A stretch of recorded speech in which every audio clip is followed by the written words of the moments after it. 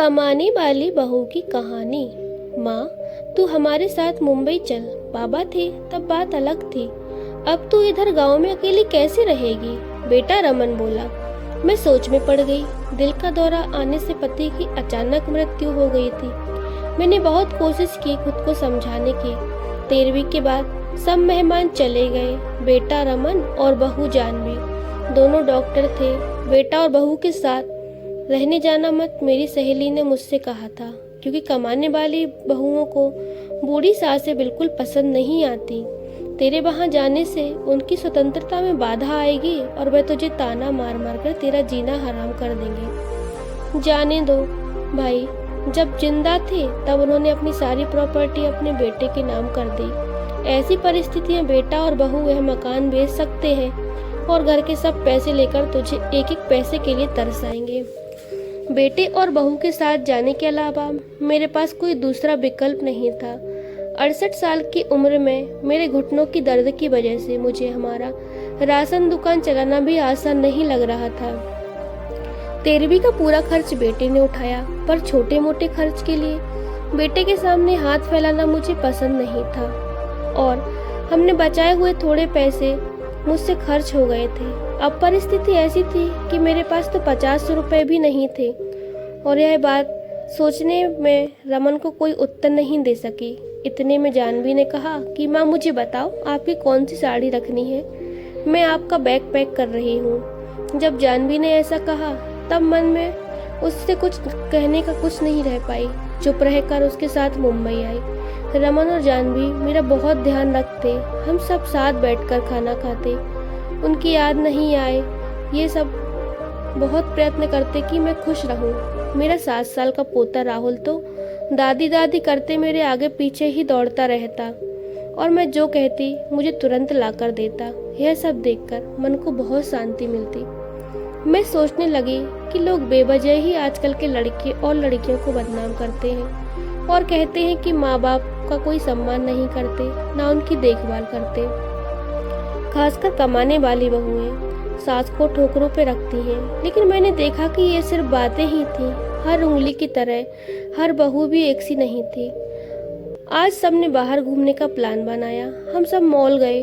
घूमते घूमते रमन और जानवी एक दुकान में कुछ खरीदने के लिए रुके। मैं और राहुल थोड़े आगे जाकर आइसक्रीम की दुकान पर रुके। राहुल ने बोला कि दादी, मुझे आइसक्रीम दिला दो। मेरे ऊपर तो जैसे बिजली टूट पड़ी हो, क्योंकि मेरे पास तो पैसे नहीं थे। मैंने बोला कि बेटा, मुझे माफ करो, मैं अपना पर्स घर पे भूल आई हूँ। मेरे ऐसे बोलते ही राहुल ने मेरी तरफ एक अलग नज़रों से देखा। उसको लगा कि आइसक्रीम नहीं लेनी है, इसलिए दादी बहाने बना रही हैं। पर मैं क्या कर सकती थी? मुझे खुद ही शर्म आ रही थी। मैं कैसी दादी हूँ जो अपने पोते को आइसक्रीम भी नहीं लेके दे सकती। हमने बाहर ही खाना खाया। जानवी ने मेरे पसंद की काजू मसाले की सब्जी ऑर्डर की थी, पर मुझे वह बिल्कुल पसंद नहीं आ रही थी। घर आने के बाद सबने टीवी देखा। रमन सोने गया। राहुल को क्या चाहिए, जानवी उसके कमरे में जा ही रही थी। मैं भी सोने जा रही थी, तभी मुझे राहुल की आवाज़ सुनाई दी। मम्मी, दादी बहुत कंजूस है। तू ऐसा क्यों बोल रहा है? हाँ मम्मी, जब हम मॉल गए मैंने दादी को आइसक्रीम के लिए बोला तो उन्होंने बोला कि मैं पर्स घर पे भूल आई हूँ। कंजूस दादी। राहुल, क्या है? दादी के बारे में ऐसे बोलने से पहले तुमने सोचा है क्या? दादी इस वक्त कितनी दुखी है, तू नहीं समझ सकता। दादी को कितना दुख है बेटा। दादी और दादाजी गाँव में साथ रहते थे, तभी अचानक दादाजी हम सबको छोड़कर चले गए। जिस व्यक्ति के साथ हम 24 घंटे साथ रहते हैं, साथ उठना बैठना खाना पीना होता है, हम सब अपने सुख दुख बांट लेते हैं, वहीं व्यक्ति जब अचानक हमको छोड़कर चला जाता है तो कितना दुख होता है। तू अभी नहीं समझ सकता। सोच, तेरे मम्मी पापा तुझसे इतने दूर चले जाएं कि कभी वापस ना आए तो तुझे कैसा लगेगा? नहीं मम्मी, मैं तुम दोनों के बिना नहीं रह सकता। राहुल बोला। बेटा, फिर सोच कि दादाजी बिना तेरी दादी कैसे रहती होंगी। ऐसी परिस्थिति में वे अपना पर्स भूल गई होंगी। तूने उनको कंजूस कहा, उनका प्यार तुझे नहीं दिखा। जब भी तुझे स्कूल से आने में 5-10 मिनट लेट होता है, तब वह बालकनी में खड़ी रहकर तेरी राह देखती है। उनके घुटने दर्द करते हैं, तब भी बेटा किसी के बारे में अपनी राय बनाने से पहले उस व्यक्ति के दृष्टिकोण से सोचना चाहिए। यह बातें सुनकर मेरी बहू पर मुझे बहुत अभिमान हुआ। उसकी जगह मैं रहती तो कदापि मेरे लड़के को इतने अच्छे से नहीं समझा पाती। दूसरे दिन रमन ऑफिस गया और राहुल स्कूल। जानवी ऑफिस में जाते जाते मेरे हाथ में कुछ पैसे देने लगी। ये क्या है बेटा, मुझे जरूरत नहीं है।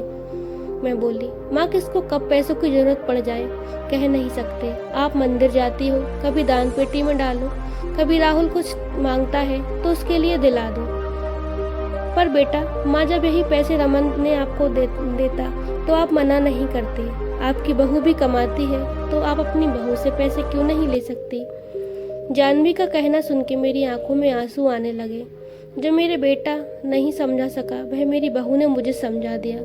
मेरी बहू जैसी बहू सबको मिले, मैंने भगवान से यही प्रार्थना करती हूँ। लोग बिना कारण कुछ कमाती बहुओं का दुर्व्यवहार करते हैं, उनको दोष देते हैं। कुछ बहुएं जानवी जैसी समझदार और सुलझी हुई बड़ों का आदर करने वाली भी होती हैं।